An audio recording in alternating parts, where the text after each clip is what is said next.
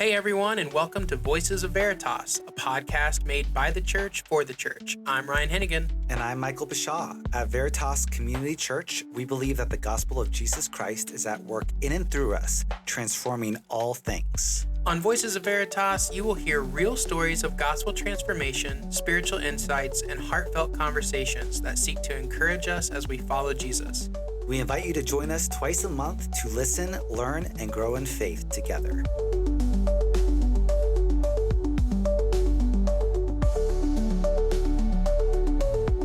Well, welcome to the Voices of Veritas podcast. I am joined today with my co-host, Michael Bashaw, and I am Ryan Hennigan. I probably should have led with that. Michael, how are you doing today? I'm doing good, Ryan. How are you? You know, if you couldn't tell, I'm a little discombobulated. I actually couldn't tell. So. Oh, good. Well, you know, I hide it well. Yeah, I'm doing all right. It's been a busy week. So glad it's Friday. So very happy about that. But what about you? You know, I'm doing good. You're right. It's Friday night. So when we're recording this with Emily, and so what a great way to start off the weekend. That's right. A lot to mull over and think about this weekend after this conversation. Absolutely. Well, speaking of Emily, we are joined today by Emily Billings. Hey, guys. Perfect. Sweet.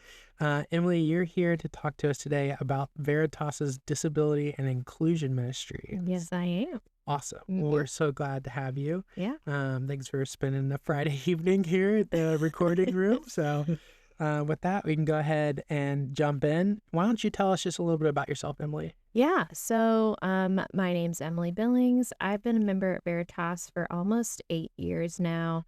And my husband and I moved to the Columbus area almost 8 years ago. Our oldest son was about 6 months old, and we moved to the west side, and we kept passing this church on Broad Street and just had this big Veritas sign. Every time we'd pass it, we'd be like, oh, we should probably try that church. So lo and behold, we tried it and we have never left. Yeah. So that's been our church home, the West Campus for, almost coming up on a decade, which is pretty crazy. So yeah, I know. That is the wild. Michael, you've been at Veritas for almost 10 years, right? I think it's been a decade now. Maybe we should get medals. You know? Yes. Cool. Longest serving member. Yes, there we go. Get like Veritas members jackets or something. That'd be great. So, Emily, you're here to talk about disability and inclusion ministry. Mm-hmm. All right. So, what is that? I mean, Michael and I were kind of talking to you a little bit before we started recording that as we have been interviewing people for the podcast, we have come across different ministries that Veritas either like runs and operates or partners with. Mm-hmm. And we just kind of were unfamiliar with them. And one of them was disability and inclusion. So can you tell us a little bit about like the who, what, when, where, and why of that? Yes. Yeah, I'd love to. And I'll try to do it justice. We were supposed to have a friend, Kate, recording with us, and she's sick. So Kate, we're wishing you well. So it's just me. So if we need to, fact check any of these, we can do that later. But, so the disability and inclusion ministry really started, with, I don't want to say me, but, and I have 3 boys, and my oldest son, we started coming when he was 6 months old. When he was a toddler, we started noticing developmental delays. His communication was not, quite on par with his peers. This is a long story that I'm going to try to condense for you, but he was diagnosed with a hearing disorder that was progressive, and then Nationwide said, just kidding, his hearing's great. And then, so we just were all over the place with what's going on. So eventually he got an autism diagnosis. And that was actually in May of 2020. So just a personal story, that's, we're in the height of COVID, right? So it's a Zoom call with Nationwide Children's, and we're in our basement trying to get my son to perform these tasks and do these things because there's no blood test for autism, right? We are going off of a DSM criteria of does he fit these? Does he check these boxes or not? And so I remember they talked to us and said they gave him an autism diagnosis. And then it was like, here's this one piece of paper and we'll see you later. Like, figure it out. I felt very much like I was thrown in the deep end. And then, but we weren't going to church at the time, right? Like, all of us were at home. We were all in isolation. So that was really challenging. But then when things started to open back up, we were like, well, we're going back to church, And my oldest son's name is Abe, and Abe's needs had just really changed over that time. It wasn't because of COVID, but as far as his support needs, his communication needs, he wasn't as easily able to like fit in like a toddler classroom, right? And so there was just a lot of, are we gonna be able to go to our home church anymore? Like, I don't know. And where would we go if we have to leave? And I don't want to have to leave. My husband doesn't want to have to leave. It's the only church that Abe's ever known, and he is familiar with the space. There's that aspect. So we just started to have conversations with people about, hey, what would this look like if we stayed? We want to stay. We don't want to go. And this is what happens with a lot of families in this community. And so this sort of snowballed into getting him like a buddy on a Sunday morning, like a one-on-one, because he has really high support needs. So autism is a spectrum, right? And so he falls on a higher support needs end, like a level 3.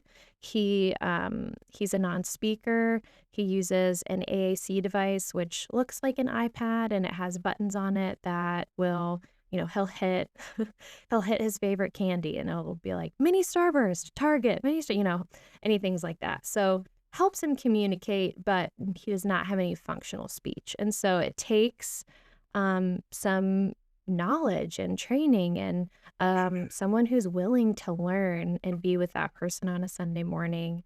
And so it started that way. And then I was like, we can't be the only family who's experiencing this, right? Because it's a very isolating experience, being a disability family, being a parents of a child with a disability. And so I started connecting with some other people, tried to like network a little bit within the congregations. And so that's sort of how this team kind of organically came together. So at Shortenworth, it's Kate and Ashley, and at Tri-City right now, it's someone named Stephanie. And we all kind of meet together typically around once a month to see like how can we make our church more accessible, more inclusive. And the ultimate goal of that is sharing the gospel, right? Because how can you participate and learn and be part of discipleship and participate in the rhythms that you guys are talking about? Like, if you can't get in the building, or if you get in the building, but your sensory system is so overwhelmed by what's happening that you need to leave. And this just also isn't for just kids, right? Like Kate and I were saying, this is for ideally, like our goal is this is our whole church. Mm. We don't want this to just be like a kids ministry offshoot or, because it's really a culture change of how do we include every body, every brain difference, every, as simple as like I've seen at the Shortenworth, like the accessible parking, right? An accessible space in your sanctuary for someone in a wheelchair, someone with vision differences. Oh, how can we make those slides on Sunday morning? How can we change that, change the environment to make it more welcoming? I kind of think about it like you're setting the table for someone, right? And how are we going to set the table so that everyone has a seat?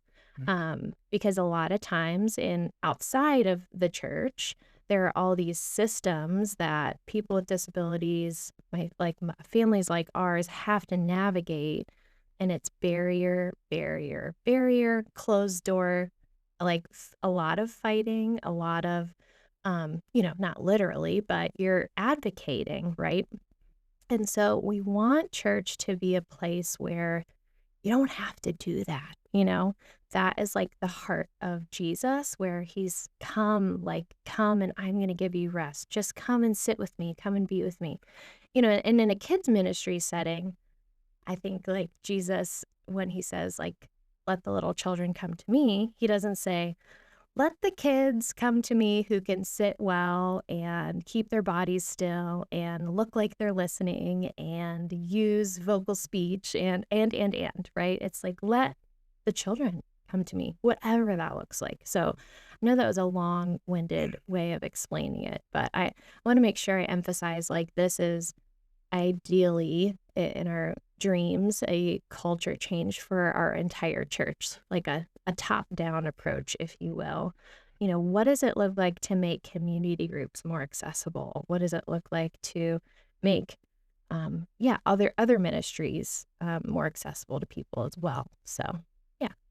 Well, I mean, first, let me just say, I think it's like absolutely beautiful that you have this vision, that it's not just an offshoot of the kids ministry. Yeah. And it, it's amazing to see how obviously you have a personal connection with this because of your son. Mhm. And rather than throwing in the towel or getting frustrated or going a myriad of different directions that you could have gone, you decided to really figure it out. Like, and I'm sure that that's an ongoing process for all kinds of reasons, but you especially when it came to coming back to church after COVID and Mhm. making sure that the church itself was what the church is supposed to be and be accessible for everybody and really presenting the gospel. I think that tying all those things together, your perseverance as a parent with a child with a disability or inclusion, your perseverance trying to share the gospel, your perseverance trying to get it to be all three congregations and church wide, Yeah. and for adults as well. Like there's just so many tiers there, and there's a lot of passion and personal connection behind it that I think is what makes it um, something that's successful. I mean, I have heard about this ministry multiple different times. I couldn't tell you really, other than the name of it, I couldn't really tell you like boots on the ground what it looked like. Yeah. Yeah. But for you to kind of just take this obstacle, but also make it into a passion and run with it, I think is definitely a testimony to not just you, but also all the people involved in the ministry. And I think it's only going to grow from here because of your guys' dedication. It wasn't like foisted upon you to do this. You've decided to seek it out. Yeah, yeah. So my oldest son now is 8, and so I'm like, oh, math. We've probably been doing this or, attempting what does this look like for like 6 years now, and it's taken different shapes and it's grown. But yeah, like it's cool to look back, and this is sort of a cool part of being like in the life of a church for a long time, right? Is you can look back and see like what's God done here and what's he doing now and what's he going to do, and like we just get to be a part of it, you know? Yeah. Yeah. Well, you're taking your situation and you're being faithful with the Lord and then blessing others through it. And I think that's just a story of what the church is supposed to be. Kind of getting more into the weeds about how this started. Did you just approach like some of the elders, or did you approach maybe a deacon or just other people, other members of the church, and just say, I have this idea and here's kind of what's going on? Or Yeah. So I'm trying to actually think about this. I'm pretty sure. So West, we like to say, we're like the tiny one. So our church is a little bit smaller. We have some specific ministries at our branch. And so our kids ministry is a lot smaller than like yours or like Short North's or Tri-Cities. So there was honestly a distinct advantage of starting there. So the kids ministry director at the time, I approached her because for me as a parent, I was like, well, I gotta go see, how are we gonna make this work every Sunday? Because if he can't be in kids ministry, like realistically, like we can't go to church. And again, like I can There's some statistics out there, but that's what happens, right, to families like ours. Um, when you, as a family or when you're a child, it's like the feeling of being too much, or we can't have you here, which again happens in other areas too, right? Restaurants, schools. So at church, if that happens, sometimes there's some church hurt that's happened in the past. Or so I kind of started with what's my most direct way to like not fix the problem, but just how can we keep going to church? And so that was really neat because God did a work in my friend Tiffany. I love her. Shout out Tiffany if you're listening. Um, in her heart, where just took she just took it under her wing to do this. And fast forward to April, we had a whole team of people that were able to go to the Disability in the Church conference in Washington, D.C. And I cannot describe to you how much that meant to me personally to see how far we've come as far as leadership buy-in, to be honest, like this top-down approach of like, oh, this is very important and we want these families to feel welcome. And not only do we want to retain the families we have, but who's not here and why are they not here? So yeah, it was she's not our director anymore, but a previous director, and she just kind of took it upon herself, and that was totally a God thing because to be honest, I didn't have the energy to carry it all myself, and to have someone it feels like a load, right? At this weight. And she was like, oh, I'll carry this with you. And honestly, she carried more of it than I did. So it was really special. And then we started training our volunteers because, oh, it can't just be her, right? To work with my son. What does it look like? And then we had a few other kids who started presenting some needs, whether that was a behavioral need or, maybe a kiddo is diagnosed with ADHD or they're just moving around the room a lot. And like, how do we meet them where they are, make the gospel accessible in that space? And yeah, so that was sort of how that all started. Thank you for just giving such a great first answer. I don't even like calling it an answer because like we're just here to learn from you. Mm-hmm. And you presented that so clearly, your experience personally, and then bringing that into the church. So I would love to hear a little more about even before you came to the church with these ideas or this need that you discerned. Mm. What was that like for you? Like how did you walk through that? And then how does that add to what you discerned to be a real need for the church? Yeah. So, and I'll preface this by saying I came into this situation with a lot of privilege. Like I didn't really have to navigate any systems whatsoever, really my whole life up to this point. And I'm acknowledging that other individuals do from the get-go or because of their socioeconomic status or what have you. So Can you clarify what you mean by systems? yeah, so like the healthcare system, I never really had an issue, right? Like I don't have a chronic illness or things like that. The insurance system, the getting, fighting for certain services, the educational system. Like I never really had to think about them. And then when I think of previously, I was like, I felt like I was just thrown in the deep end because I had no prior knowledge, for better, for worse, right? I wish I did, but I didn't. And so I really had to teach myself because you're like, well, I don't really have a choice here. Like I have to do the best I can for my son and what does he need right now. And there was a lot of grief happening. So I remember he first got diagnosed with this hearing disorder, and I was in the room with the ENT doctor as he's delivering this message to us, having like your whole body get hot and you can't quite hear what he's saying, but all you hear is that this is going to progress to total deafness and you're talking ASL and then you're talking hearing aids, but how are we going to pay for these hearing aids? And it was just, and then, he's just sitting on my lap, right? It's like, oh, this is just ape, right? But then the way that they start talking about your son is there's no, it's very cut and dry and it's very deficit based. And so that's again, long story short, he does not have hearing aids anymore. um, they realized that he actually is autistic and you can have both, I suppose, but for Abe, he's autistic and hears very, very well.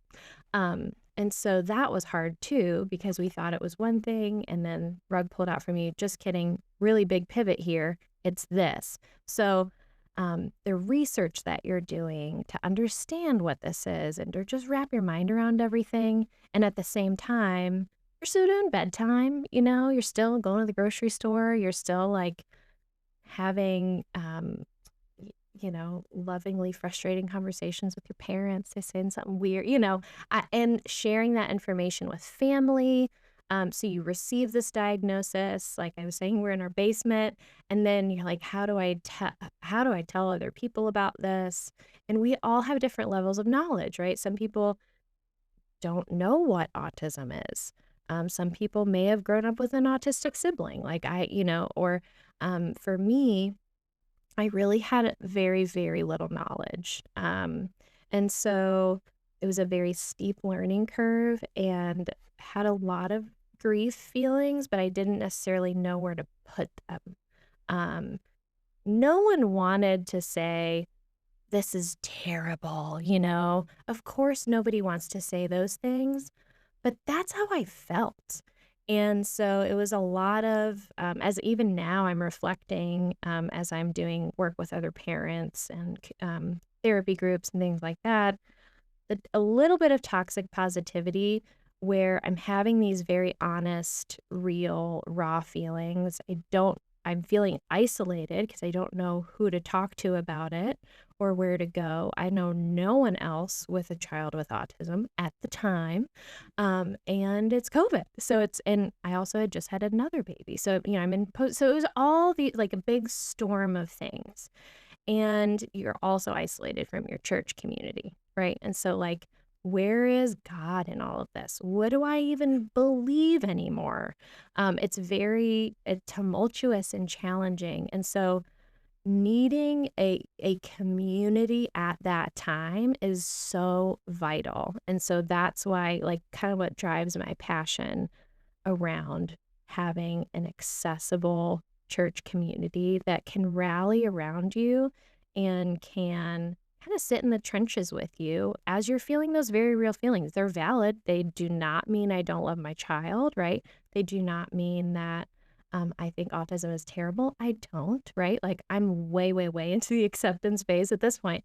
But in those initial times, it's very challenging. And then your partner and your spouse might be handling things totally different than you, processing things different. And so you get into, it's a lot going on for a family. So that's a little bit of behind the scenes emotionally. So You feel free to not answer this question, but very curious to know when you're wrestling with thoughts of where's God in this? Yeah. How do I do this without a church community? What is that like for you as a parent or as a spouse on a spiritual level? Like when you're asking God these questions of maybe why is this happening or what am I supposed to do from here? Whatever those questions were for you, what was that like? Um, I it was hard. But also very good. And again, I'm looking retroactively. I'm looking back at this. So at the time, I don't think I would have said the word good. Being challenged in your faith in specific seasons, I think can be a really good thing where you're forced to kind of get get to the bare bones of like, what do I really believe? Like, who do I really believe God is? What do I believe his role is in our family in this situation? And then honestly, fighting some of the messages that we were getting about, I don't know how to say this. It might be a little bit controversial, but again, a little bit of the toxic positivity of like, God has a plan, you know. I have also like lost a parent, and when you go through really hard times of grief, sometimes when people do their best and they don't know what they don't know, but maybe they throw a Bible verse at you and they're trying to be encouraging, but it feels like you're putting a band-aid on a gunshot wound, right? It's not gonna stick. It's not really gonna, and it's not acknowledging my experience. And so I had to really not rely so much on other people to give me that comfort. I had to go to the source. That was a very refining time for me. That sounds hard on so many levels. And like you mentioned, the grief that comes with that, that we're meant to process grief in community. Mm-hmm. That's how that's like such a healthy function of community, and yet also the tension of if things felt either insensitive or a little bit of the toxic positivity Mm-hmm. with the sentiments or the messages you were getting, that's that's a place that church can really struggle sometimes, and Absolutely. it's a place that that reveals maybe the people who say those things their own uncomfortableness Oh, with yeah. Yeah. what they're witnessing or And with their own faith. full acknowledgement, right? I had done that to other people because I thought that's just what you were supposed to do, or yeah, I was uncomfortable. Um, and I also felt like I couldn't really say how I actually felt. And so instead, I would then be like, we're going to be fine. This is fine. It was not, I was not fine, right? I like honestly don't remember a ton from that season. It feels kind of like a dark spot with some trauma of that. And so, um, yeah, it's hard. I think the church could learn a lot from, yeah, walking people through grief and acknowledging um, these really human emotions that we have. And again, the duality of like two things can be true at once. I can be experiencing a lot of doubt and deep grief and pain, and Jesus is still who he is, right? That does not have to pit themselves against each other. So, yeah. A minute ago, you said I had to go to the source for myself. What's this like? What is the source, and what did that look like for you?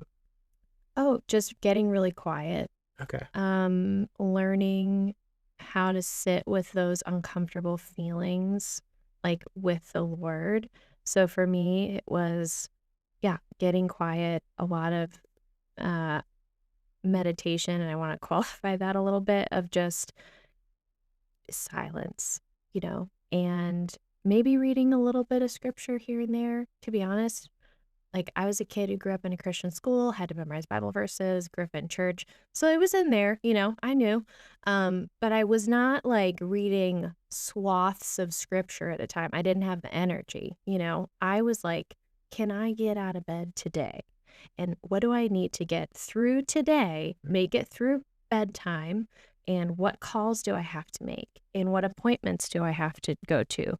And do I feel like showering? And so this is where you're getting also into the mental health intersection too.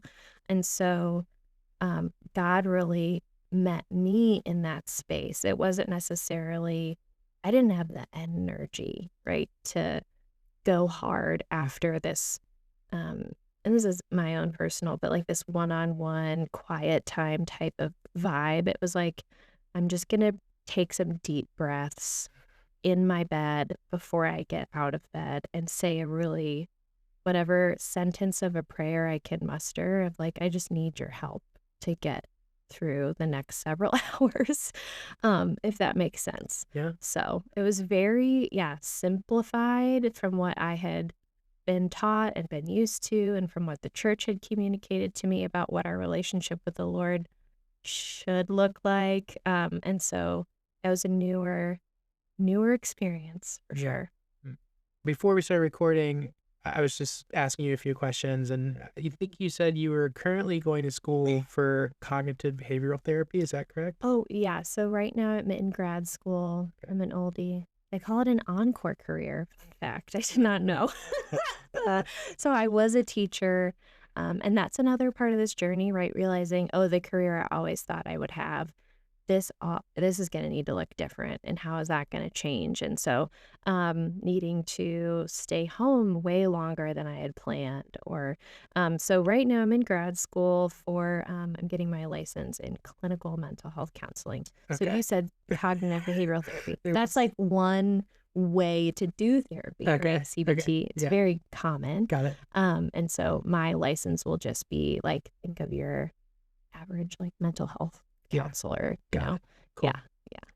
Seeing how God has brought you on this journey, like I think that maybe these things have, would it be fair to say, kind of prepared you for that a little bit, or? Oh, 1000%. I would not be in the program I'm in if I didn't have my son. I would not be doing what I'm doing now if and so that's kind of what I mean when you look back retroactively and just to see what God has done and how he's very clearly orchestrated things on your journey in life, it's more, I think that's also where my faith is strengthened of like, let's look back and see what he's already done. And so then when I'm terrified of the future, right? Mhm. How could I possibly leave this earth and leave my son on this earth? Like those are real, very real thoughts.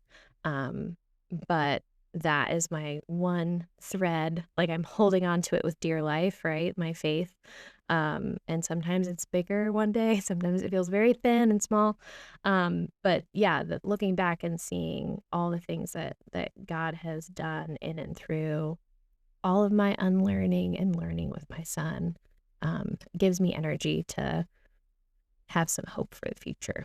With that, I'd love to move into what the disability inclusion ministry looks like at Veritas. Yes. Can you give us a little timeline on, I think you briefly touched on it, but Mhm. how it started, and then what were some of the first things you noticed that needed change or acknowledgement, specifically here at Veritas, and what's been some of the practical work you guys have been doing?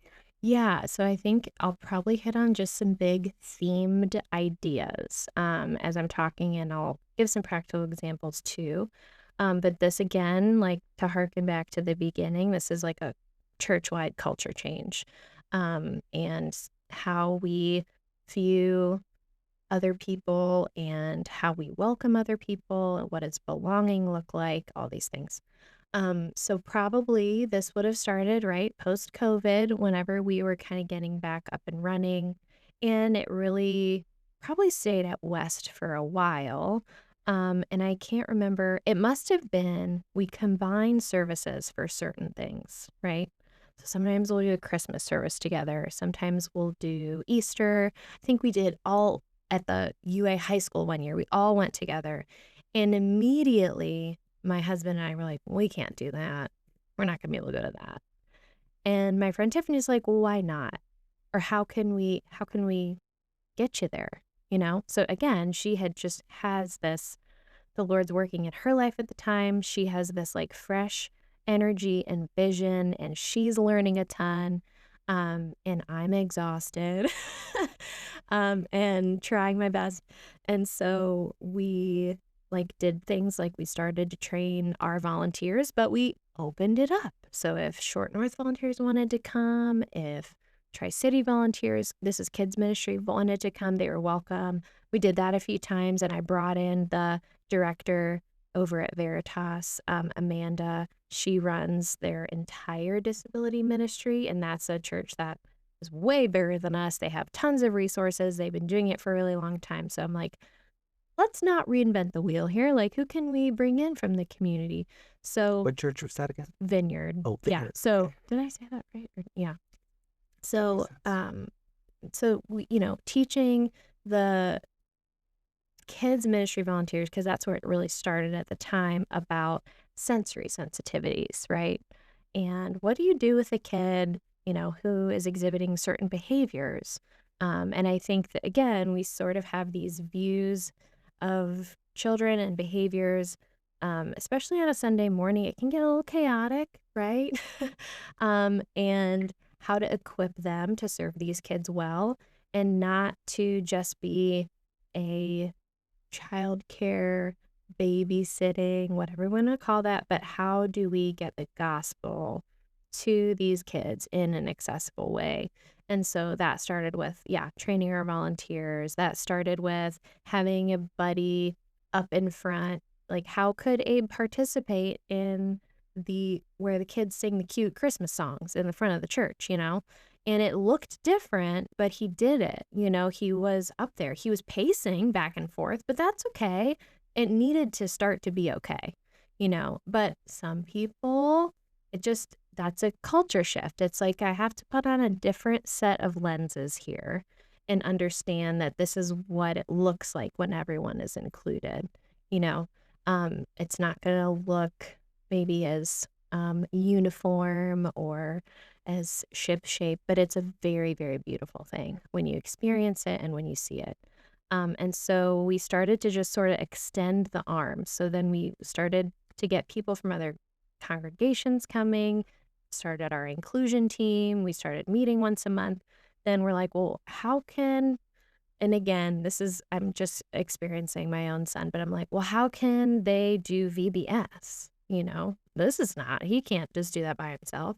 What would that look like? And so we just kind of started asking questions, getting curious, and seeing how we can support and learning a lot along the way, right? We would do something and meet later and we'd be like, okay, what went well and what was horrible? Like, what crashed and burned? And then how do we, take the bits that we learned and went well, learn from our mistakes. And so, like, for example, this past summer, short road to the VBS, Abe had a one-on-one aid.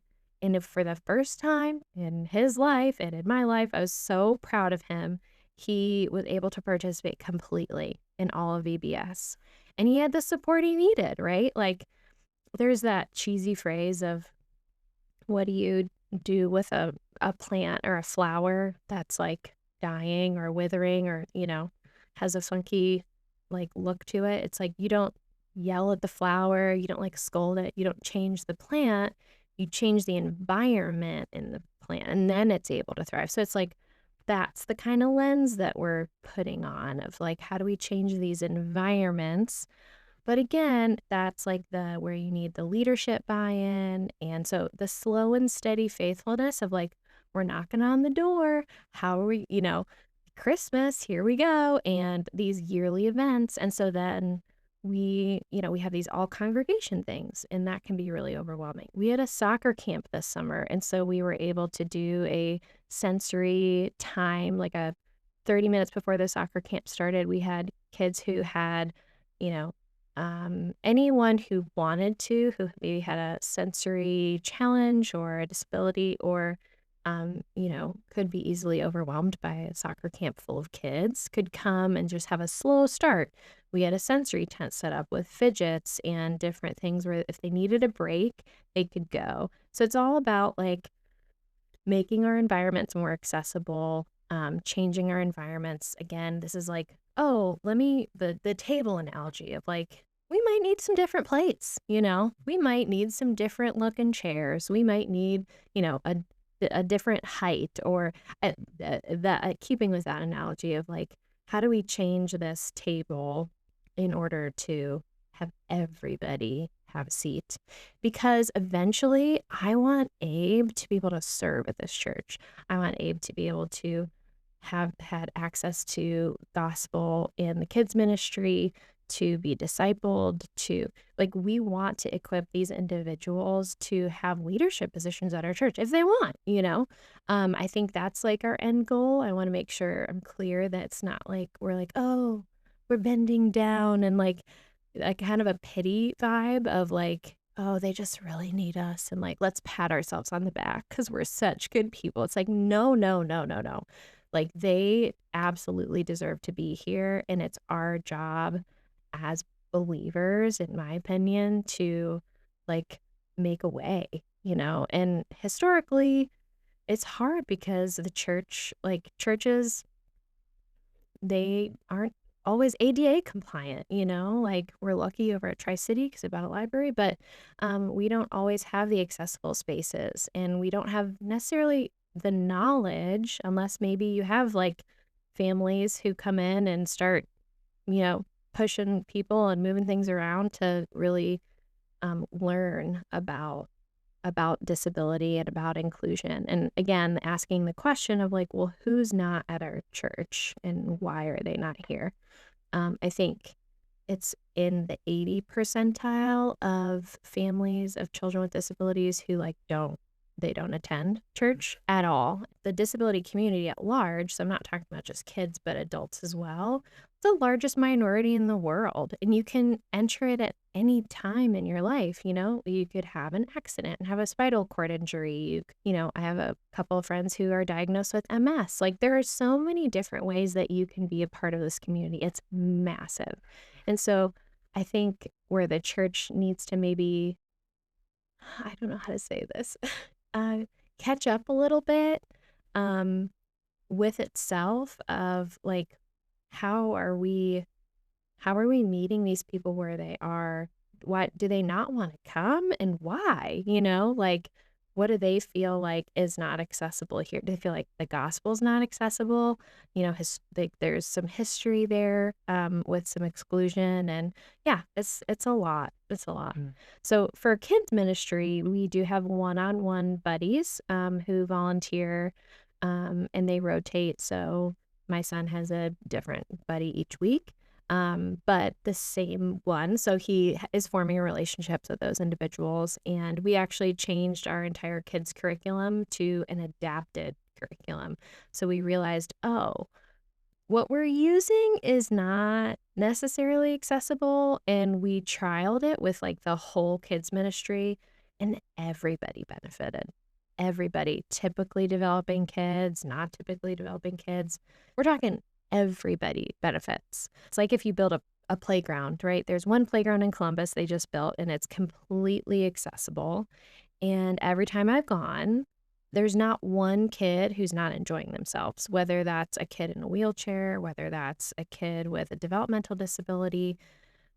It does look different than, the playgrounds that we're used to, but, like, everybody benefits from this practice is what I'm trying to say.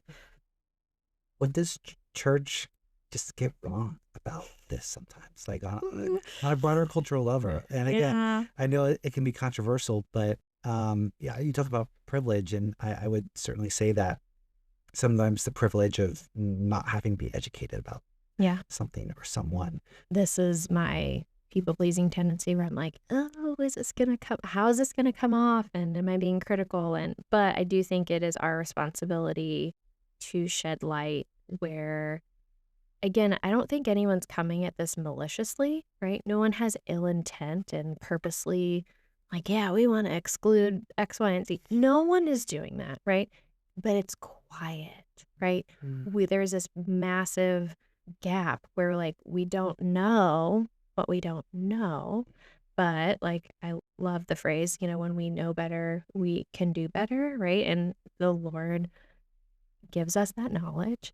But I said that 80% statistic earlier, and so, um, I think working on uncovering the barriers in accessing the church, and I think, like, the biggest blind spot of the church is what we don't know or what we aren't looking for. And so if we're not out looking or we're not being curious about, again, who's not here and why, we're not going to be ready to welcome these people when they do come. It's a perfect example of having an accessible parking space and making an accessible space in the sanctuary, that, that handicap, like, carpet square, whatever you want to call it. And maybe we do that before there's even an individual with a wheelchair or a mobility issue that tries to come, right? We're preparing the way. We are setting the table. But not a lot of churches are doing that.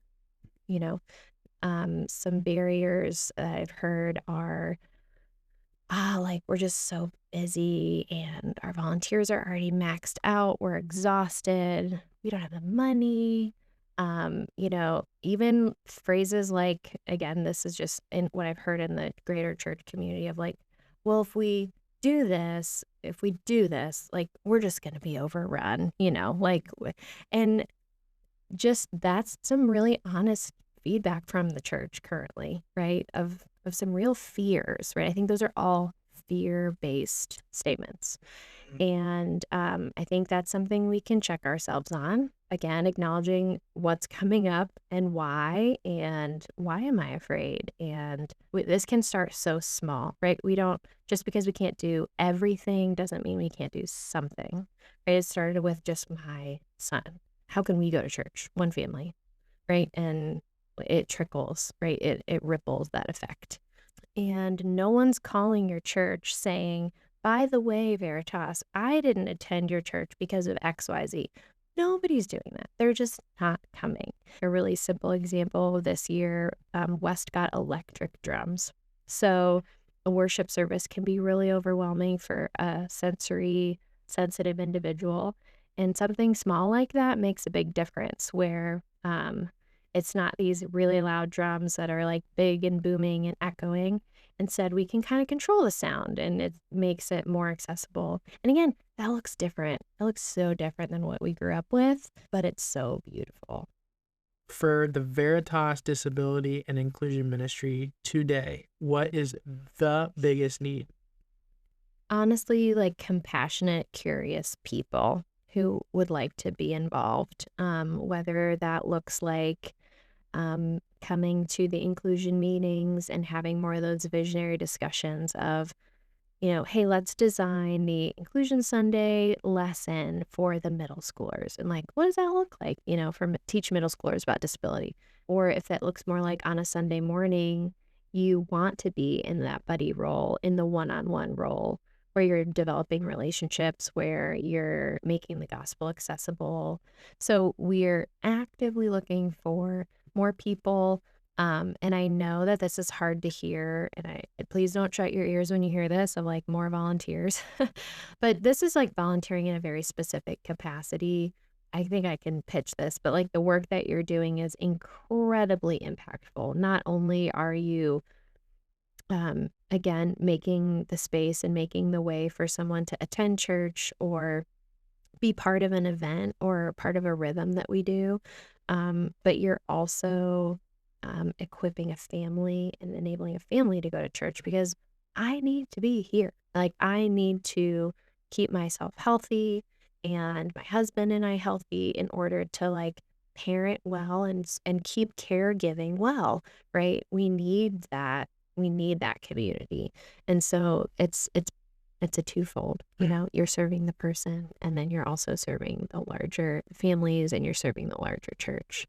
Like for Abe to be able to go to VBS with his younger brother that was huge for us, because that was not possible before. And so there was a separation there where there's some things, I have two other sons, both typically developing. There's something my neurotypical son can do and should do and love for him to do that Abe doesn't get to do. And so there's just this desire as a family of like, we want them to do things together and experience things together, especially in a church setting. I've learned so much from other disabled adults, and those are the voices that we really need to listen to because they have a lot to say about the church at large and things like that. And so I think that's really important too, is how do we keep, opening the doors and looking and asking the right questions and seeking to get folks in the space.